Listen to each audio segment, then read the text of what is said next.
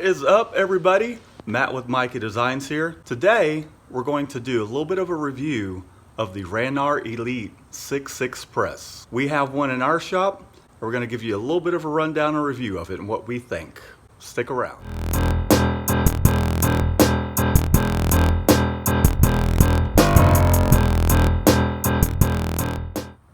Welcome back, everybody. Welcome to our review of the Ranar Elite 6.6 press. Our press is probably about 15 years old, maybe even 16 years old. You'll notice that it's the older blue that they used to use.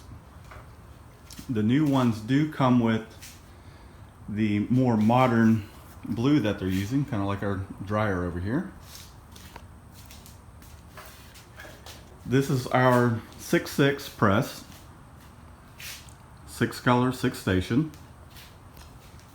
And ours actually came with wooden pallets, the MDF Formica pallets. And as you guys may know, with wooden pallets, they do tend to warp.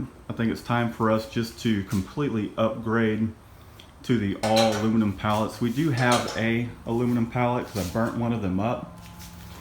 And the quality of this pallet is really good. And the build of this press is pretty rock solid. This thing is a tank. It's looks like 2x4 all steel construction. You can see the heavy duty bearing in the center. And this press was fairly simple to set up. The heads are cast aluminum, or I believe they call it extruded aluminum, but it is pretty heavy duty. And so this press does come with, it comes with a center spring, and you're able to adjust it with this nut right here, so that way if a screen weighs more than another screen, you can adjust the tension on the spring. Very easy to adjust that tension. You can see it's got the XY micro registration.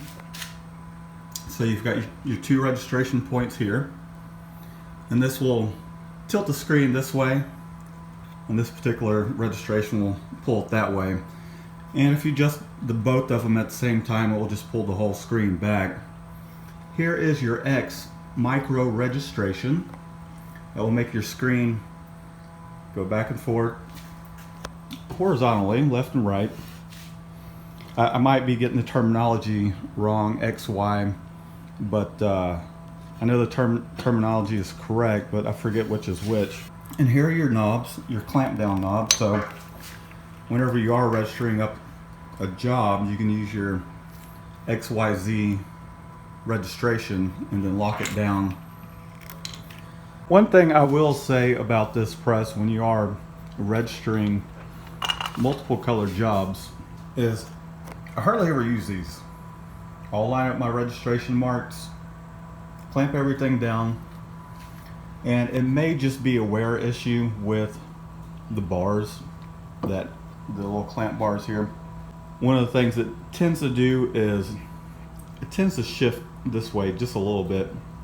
Like I said, it could just be the wear of the bars, but I hardly ever use these knobs. I just leave them locked down. If I need to shift my screen, this X axis, is it X or is it Y? I forget. But I'll use this to tilt the screen and get my registration marks correct with these clamped down. I would recommend keeping tension on these. When I do go to register a multiple color job, I'll clamp everything down and I'll lift the screen up and I'll shake it like this just a little bit because it will tend to shift just a little bit. So these lockdown knobs, like I said, I hardly ever touch them. I'll put a little more tension on whichever side I need to shift the screen to. So I tend to register things so that way the colors are just a hair higher than my base print or whatever print I'm using to register the job off of. One of the things I will say about this press, I don't know if I haven't worked with other presses, so it may just be this one in particular, might be all of them. But when you do have a multiple color job registered, is to be careful about whipping your screens around too hard. Just kind of take your time with it, because you can bump it out of registration just slightly. And I've heard from other screen printers that have different presses, they have the same issue. If you bump one of these screens, you'll definitely knock it out of registration. Our press is a little older. It does have the knobs that clamp your screen down, as you can see here.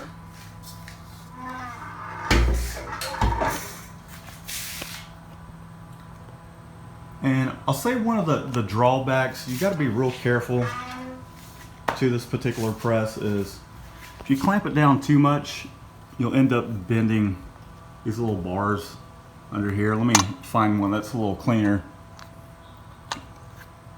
There we go.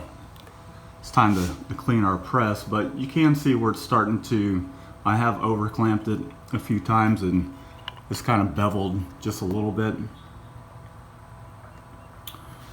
One of the other things about our press in particular, because it is older, is that these little barrel nuts are starting to wear a little bit of a groove inside the clamp bar. And so it's time for us to replace it. I'm not sure if you're supposed to put any lube or anything down there to keep that from happening. But like I said, it is an older press. It's seen quite a bit of use. The registration uses these roller bearings and a key. You also do have the option to tilt the head either up or down, so that way you can level out your screen with your palette. And that's used with this bar or lever. They can actually pull out and adjust it, so if you need to crank it down a little bit, you can go forward. If you get a little too far forward, you can pull it out and then tighten it even further. The off contact is adjusted by this screw here. The newer models have a plastic washer here. It's probably not plastic, I forget what the proper term is, but on our particular press, it is this particular wing nut style, which works just fine for us. And as you can see here, we have every single one of the heads down. So anyone complaining that this isn't an all heads down press, and it maybe not be designed for all heads down, but you can see that we have every single one of them down. And I imagine with a little bit of an adjustment to your press, you could use this as an all heads down press. And looking at the overall construction of this press, it is very heavy duty. I have been able to sit on it. In order to level out your pallets, you do have this support arm that uses, I believe it's a 9/16 wrench, and you just undo the little lock nut here, put your level on your arm with the pallet off, and then just adjust it until everything's all level. One of the things I would like to see, which they kind of would have included, not a deal breaker though, is measurements along the sides, that way you know how far your pallet is. So in order to get your pallets all the same length or the same distance from the center of the press out, you do have to use a ruler. Not a deal breaker, but you can make it work. You can see the base looks like it's about 2x2 steel construction, and it does have a way to level the base. It has these feet that you can use a wrench to level everything out. Man, you have to excuse me, it's really time to clean ours and stop using spray tack. The size of this thing is a little over 8 feet, so it's pretty big. It's a really good size press. This press does have a indexer that is this little plunger right here, and you can adjust the tension of it with that nut. We haven't fooled with it since we got the press used set up the way it is, and so you see it just locks in. I would say one of the drawbacks, but I imagine this is probably just a wearable part, is our press does have a little bit, let me see if I can get that to focus, but you can see where it's kind of starting to wear a little bit of a groove into these brackets that lock your pallets in the station. Not a big deal, we'll just have to order some more.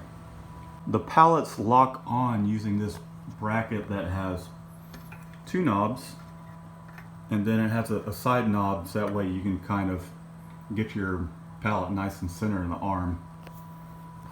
And it's pretty easy to remove the pallets, just loosen these up. And it slides right off. You'll notice that all their pallets have a bolt that is used to allow it to slide on the arm when you're placing it into position.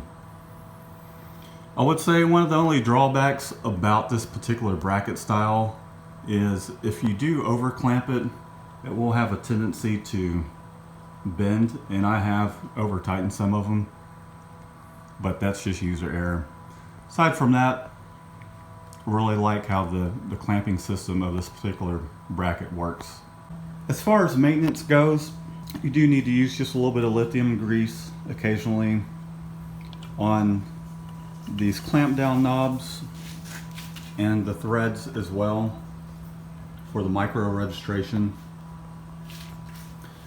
And then the other maintenance point of this press is you have a grease fitting here, so that way you can grease your bearing. You have one here at the top, and then there's also one down here at the bottom, you can see. And I think that just about covers it, guys.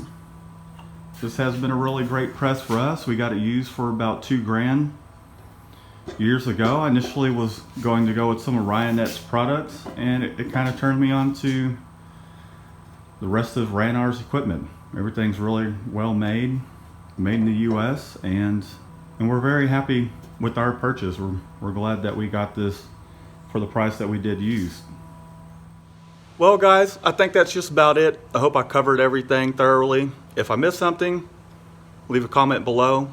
Let me know what questions you have, and we'll get back to you. And as always, be sure to check our description box for links to these products.